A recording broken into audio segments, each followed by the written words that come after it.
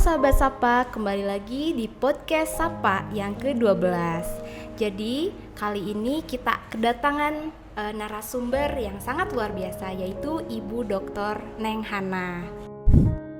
Teman-teman Sapa sekalian, Bu Dr. Hana ini adalah seorang aktivis sekaligus juga akademisi. Kenapa kita datangkan di podcast Sapa kali ini? Karena kita akan berbincang-bincang mengenai feminisme dan Islam kayak gimana. Karena kalau kita lihat nih di media sosial gitu ya Bu ya, atau di masyarakat umum, masih banyak orang-orang yang mempertentangkan, wah katanya feminisme itu kafir gitu, dari barat gitu kan, banyak ya Bu ya yang kayak gitu. Nah, apakah benar demikian? Jadi mungkin kita akan berbicara langsung dan berbincang-bincang bersama Bu Dr. Neng Hana, begitu teman-teman. Oke, Bu, sebelum kita lebih lanjut gitu ya, lebih lanjut ke membicarakan apa itu feminisme dan Islam, ya berarti kita harus tahu dulu gitu ya, apa sih feminisme gitu. Dan sekarang menurut Ibu, feminisme itu apa sih Bu? Ya, semua term ya, kalau ada isme tentu saja di sini menggabungkan dua hal ya, antara teori dan aksi karena bersifat praksis ya, praksis emansipatoris.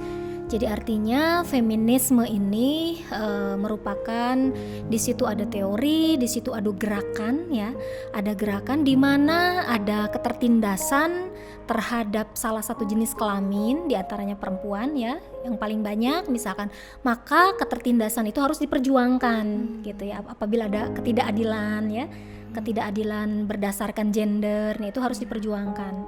Jadi sebetulnya benang merahnya itu ya, benang merahnya kalau secara substansi ya, jadi bisa dilihat dari gerakannya, dari teorinya gitu, dan itu menyatu ya gitu. Oke, berarti intinya memperjuangkan ketidakadilan gitu ya pada salah satu pihak, yaitu perempuan ya Bu ya.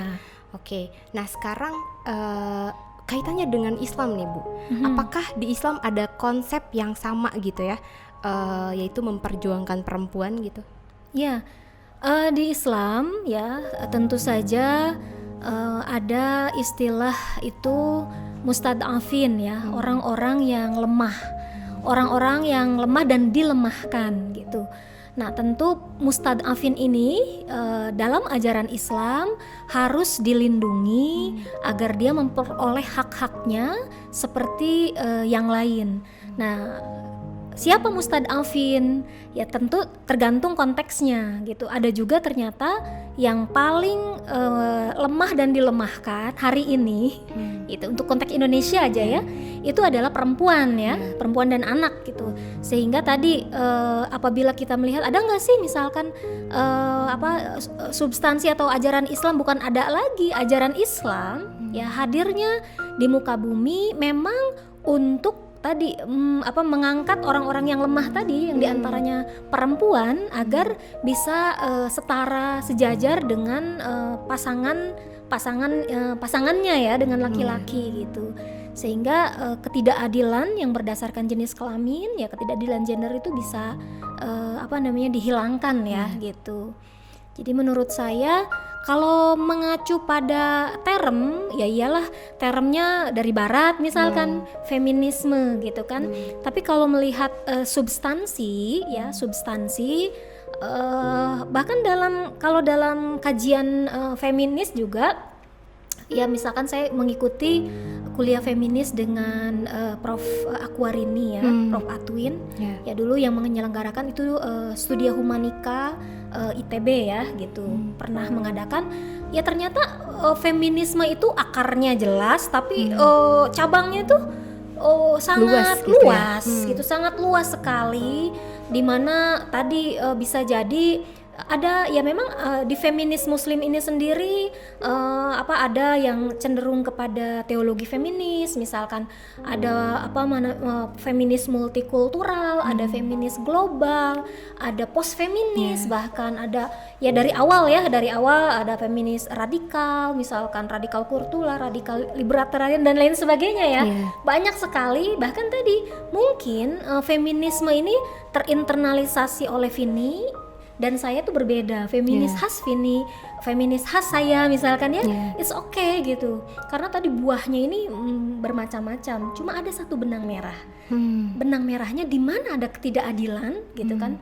Ya, terutama terhadap jenis kelamin perempuan, maka ini harus diperjuangkan agar apa? Hak-haknya sebagai manusia terpenuhi, ya gitu.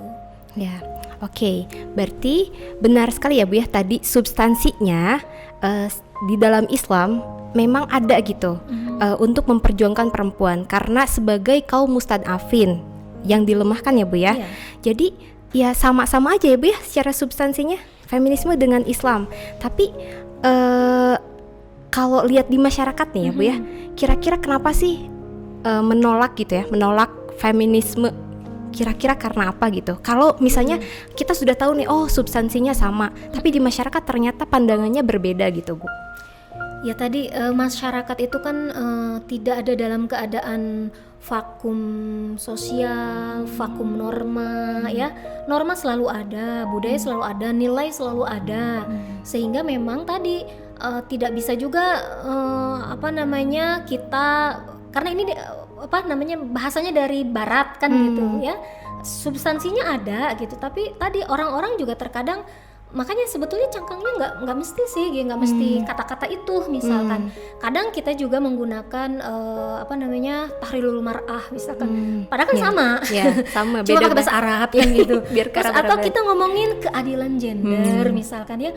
Terus atau mungkin juga lewat konteks-konteks yang lain kita tidak ngomongin lewat kearifan lokal misalkan terkait bagaimana kita mengkaji sosok Iteng misalkan kan, nggak usah juga harus dengan term-term kalau memang masyarakatnya, ini kan masyarakat ya, masyarakatnya memang belum bisa menerima kan gitu. Jadi kita pun harus melakukan strategi yang smooth, yang baik ya gitu.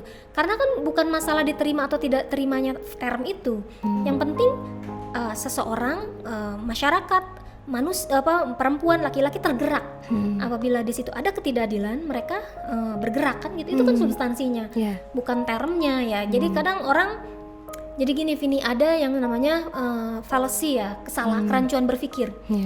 Kesalahan berpikir, kalau di logika itu ada strawman. Strawman itu orang-orangan sawah. Gimana tuh Bu? Jadi mereka tuh menyalahkan satu term, contoh feminisme, padahal mereka tidak mengkaji dengan dalam apa term itu. Term eta teh diciptakan sorangan ku manehanana. Engke digebugan ku manehanana, disalahkan gitu. Padahal dibikinnya juga term oleh diri sendiri. Kan ya maksud lo kan gitu ya. Kadang seperti itu, padahal maksud kita bukan ke situ gitu. Tapi coba deh perhatikan ya, yang misalkan Indonesia tanpa feminis misalkan ya, padahal tadi kita bisa sekolah hari ini ya, bisa sekolah hari ini itu perjuangan para pahlawan perempuan dulu kan gitu. Dan ini adalah substansi dari feminisme kan gitu.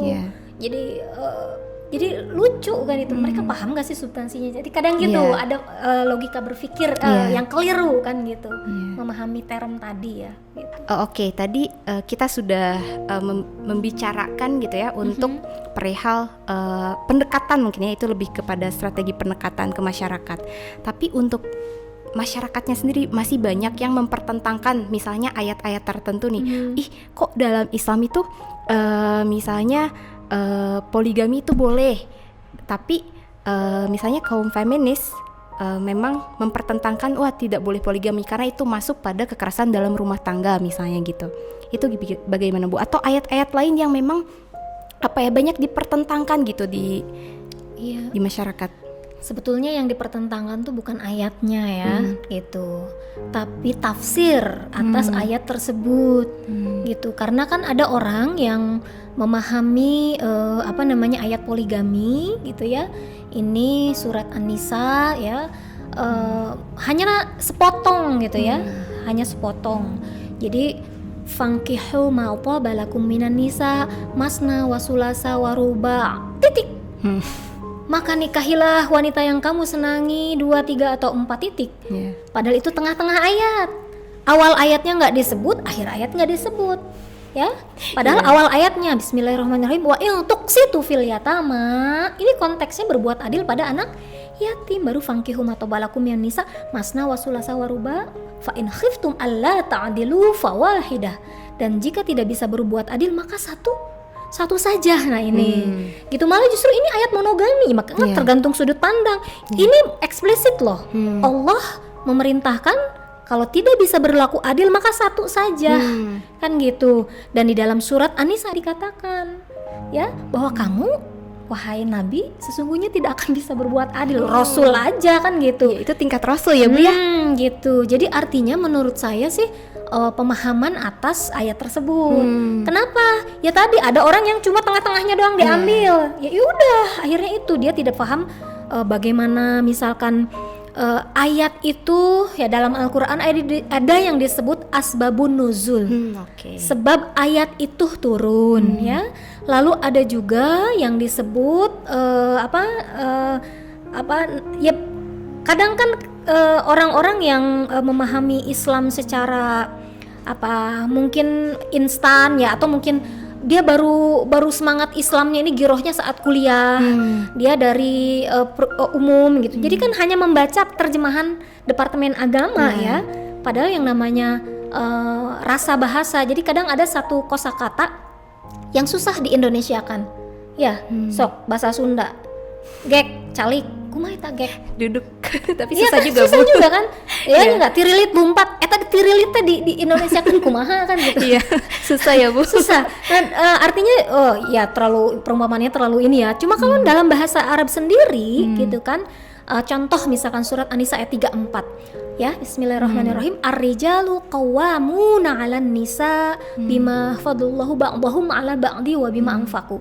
Di sini ar-rijalu ya. Qawwamuna. Qawwam ini artinya kan tadi di Departemen Agama dikatakan pemimpin ya, gitu. Dalam bahasa Arab yang namanya pemimpin nih itu menggunakan kata Roisul bilad, pemimpin negara, presiden itu menggunakan kata rois. Rois itu pemimpin secara struktur. Atau mudirul ma'had, pimpinan pondok pesantren itu struktur. Tapi kalau Allah menggunakan kata qawam, qoma yaqumu qiyaman, ya, artinya sosok orang yang menjadikan tubuh itu tegak kan ya, qawam itu gitu. Jadi yang melindungi, yang mengayomi, bukan maknanya pemimpin secara struktur gitu. Nah ini kan ini mah, nah kenapa sih udah aja katanya gitu kan dalam Qur'annya tuh pemimpin, kenapa diartikan penanggung jawab? Ari kamu ngerti bahasa Arab itu kan gitu, dari bahasa Arab pemimpin terois, mudir, lain qawam. Nah berarti Allah punya maksud apa? Kadang nanti orang-orang yang punya paham tekstual fundamental diingetin gitu teh Susah ya Bu. Susah, nggak terima dah karena emang terbatas kemampuan bahasanya, hanya lewat terjemahan kan gitu ya. Ini seperti itu ya. Akhirnya yang dipertentangkan bukan ayatnya sama, tapi ada orang yang mengambilnya sepotong-sepotong. Ada juga orang yang hanya merujuk pada terjemahan, bukan makna. Sok bukalah kamusna lah, kamus Al-Munawir kan gitu, kamus-kamus bahasa Arab. Emang naon sih qawam teh kan gitu. Harusnya kan gitu. Tapi kan ini ditafsirnya begitu Bu Hana. Sok baca misalkan nih tafsirnya Ibnu Katsir, terus tafsir klasik. Disebutkan qawam adalah pemimpin misalkan seperti antara tuan dan budak. Kata ahli tafsir ya. Tadi ya emang kebanyakan ahli tafsirnya laki-laki. Iya, gimana lagi ya Bu ya? Perspektifnya juga perspektif laki-laki. Untuk kepentingannya kan gitu. Dan di konteks abad pertengahan kan gitu. Memang seperti itu kan gitu. Berarti baru dong Bu. Saya pikir bukan baru. Bukan baru. Ini justru coba perhatikan Rasulullah saat menikah misalkan. Apakah relasinya juga tuan dan budak? Kan enggak. Rasul menjahit baju sendiri, mengambil air susu domba sendiri. Bahkan hadis terkait Rasulullah mengerjakan urusan rumah tangga itu hadis mutawatir. Kalau dirunut jalur periwayatannya lebih dari 3. Tapi dipopulerkan tuh Enggak. enggak Bu. Nah, itu Perempuan dia. tuh jadi pembantunya biasanya gitu ya. Kalau mau nikah tuh wah yang udah bisa masak, yang udah bisa ngapa-ngapain di rumah. Biasanya kayak gitu Bu di Iya. masyarakat. Itu gitu. Jadi malah justru Rasulullah seperti itu. Bahkan ada hadis sahih dikatakan Rasulullah pulang dari masjid nih, ya Masjid Nabawi, mengetok rumahnya Aisyah. Aisyah lagi tidur nyenyak. Apa yang Rasul lakukan? Yang Rasul lakukan tidur di terasnya karena tidak ingin mengganggu istrinya tidur. Wah, Masya Allah sekali. Coba Bu. bapak-bapak sekarang, Rasulullah mah pulang dari masjid ngaji, Iya. memimpin umat, jelas alasanna. Iya. Bapak-bapak ayeuna, wih gapleh, Nongkrong ya Bu ya? Sambil ngudut. sambil ngudut, balik ke imah, ngagedor-gedor imah. Iya. Ngahudangkeun kabehan, ngaganggu tidak hanya keluarga tetangga. Kan gitu. Terus tadi Bu, kopi kayak nggak punya tangan. Rasulullah justru ngambil susu sendiri karena di sana nggak ada budaya kopi saat itu. Budayanya minum susu kambing. Rasul memerah sendiri, bahkan menyajikan kepada istrinya. Mun aya namanya kopi sorangan, istrina dijieunkeun kopi. Iya. Sok di Sunda nu kitu jarang. Iya Bu. Nah eta ya gitu. Jadi saya ngelihat apa ya, bukan hal yang baru. Itu justru yang dicontohkan oleh Rasulullah, hanya tadi tidak digali. Hal-hal seperti itu ya masih tertutup. Jadi saat ada yang mengangkat ke permukaan seolah-olah baru, enggak, itu Rasulullah, itu hadisnya sahih, hadisnya mutawatir, malah nu disebar-sebar teh hadis nu lemah, nu dhaif kan gitu. Kadang teh atulah dhaif ke hadis. Ya, hadis-hadis ke dhaif. Itulah gitu ya. Jadi kalau kaitannya gitu ya, kalau saya melihat seperti itu. Oke. Gitu, Vin. Oh iya Bu, menarik sekali ya teman-teman pembahasan ini gitu. Jadi intinya ketika kita membaca satu teks gitu ya kita jangan sampai membaca tekstual saja gitu, entah itu ayat Al-Quran ataupun hadis gitu. Tapi kita harus tadi menurut Ibu Dr. Neng Hana gitu ya, kita harus bisa melihat gitu ya asbabun nuzulnya seperti apa, kemudian asbabul wurudnya juga seperti apa. Jangan sampai kita langsung membaca tekstual kemudian juga diaplikasikan secara langsung seperti itu teman-teman. Oke, jadi itu teman-teman. Nah sekarang gitu ya, kira-kira Bu, kan kadang teman-teman itu masih terbatas ya karena teks-teks untuk asbabul wurud dan asbabun nuzul itu kadang sulit diakses gitu. Kira-kira untuk teman-teman sapa nih gitu ya, sahabat sapa sekalian, tips dan trik ketika memahami ayat-ayat itu seperti apa sih? Ya tentu saja memang tidak mudah ya untuk memahami ayat-ayat Quran atau hadis. Maka dari itu kita pun harus berguru pada orang-orang yang memang memiliki kapasitas itu. Ya tidak sembarangan, misalkan ya kita bisa belajar untuk hadis-hadis, misalkan kalian bisa ikut tadarusnya Kiai Fakih ya. Tadarus setiap hari Minggu ya, setiap hari Minggu pagi kan gitu. Ya bisa ikut tadarus, itu kan hadis-hadis ya dibahas. Atau mungkin juga bisa ikut kajian ngaji keadilan gendernya Ibu Dr. Nur Rofiah kan gitu. Atau juga kajian-kajian Kiai Husein Muhammad ya, dan beberapa tokoh-tokoh yang memang qualified ya, artinya juga memiliki perspektif keadilan yang baik, penguasaan terhadap ilmu-ilmu alatnya lengkap kan gitu. Kalau sendiri, apalagi misalkan Anda tidak paham bahasa Arab gitu kan, ini harus dikaji nih kata Bu Hana, tapi tadi ya gimana kalau ilmu alatnya nggak hafal kan gitu. Ada kalau ilmu alat tahu juga, misalkan tadi kalau tidak pakai perspektif yang benar juga malah mungkin kontraproduktif kan gitu ya. Jadi ya memilih sumber-sumber yang mu'tabaroh ya, sumber-sumber yang memang memiliki keberpihakan terhadap penghormatan terhadap semua jenis kelamin, apakah itu laki-laki maupun perempuan. Oke. Nah, mungkin untuk yang pertanyaan terakhir ya Bu ya.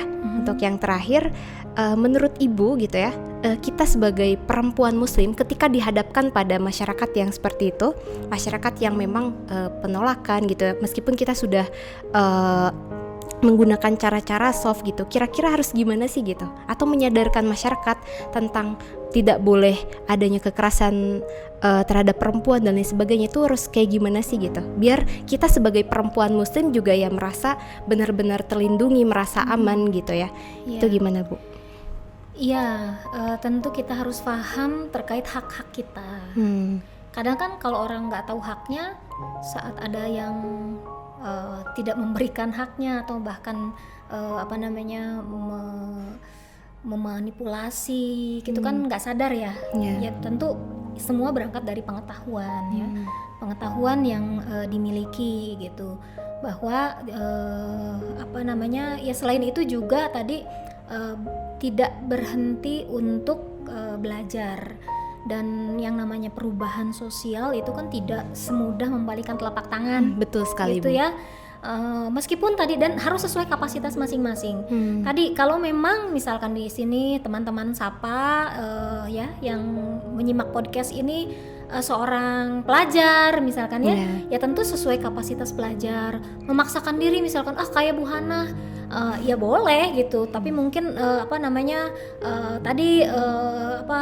melanjutkan kuliah dulu kan gitu ya. Ada saya nggak mungkin melanjutkan kuliah Bu Hana, saya misalkan seorang pekerja. Iya, Anda bisa melakukan di tempat pekerjaan Anda. Pokoknya antenanya dipasang terhadap ketidakadilan gitu ya. Jangan sampai Anda membiarkan ketidakadilan terjadi, termasuk pada diri Anda sendiri. Jadi pada saat kaki Anda diinjak sakit, entong cicing wae. Jangan diam, tapi lawan gitu ya Bu ya. Teriak ya. Teriak, aduh nyeri kan gitu. Minimal orang yang nginjeknya kan kaget kan gitu. Lamun can bisa ngelawan kan gitu. Tapi kalau kita udah diinjek, hak-hak nggak dikasih, diam aja, itu siklus kekerasan terus aja gitu. Betul. Jadi bersuara lah, speak up. Kalau nggak bisa di podcast kayak gini, ngobrol sama teman deket. Ya kalau misalkan tadi aduh gimana nih, tapi ini rada-rada serius, datang ke Sapa kan gitu ya. Datang ke beberapa lembaga layanan. Pokoknya jangan diam, bicara kalau Anda memang menjadi korban-korban yang hak-haknya tertindas, terzalimi atau apapun ya gitu.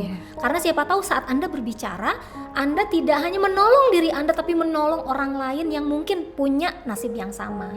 Gitu kayaknya. Oke, terima kasih Bu. Oh ya, terakhir banget nih Bu, minta closing statementnya dari Ibu. Closing statementnya adalah mari sama-sama kita berbuat kemanfaatan ya untuk sebanyak-banyaknya makhluk Allah di muka bumi. Itu aja lah, sesuai dengan kapasitas masing-masing, bisa berbuat baik, yuk berbuat baik. Oke, terima kasih Bu Neng Hana yang sudah memberikan banyak sekali ilmunya ya, dari tadi mulai kita mengenal apa itu konsep feminisme, kemudian juga ternyata Islam dan feminisme secara substansinya sama gitu ya, untuk sama sih kompatibel kali ya. Sama-sama maksudnya kompatibel untuk memerdekakan perempuan gitu ya, mensejahterakan perempuan gitu ya. Seperti itu teman-teman. Mungkin itu saja untuk podcast kali ini. Sampai jumpa, sahabat Sapa.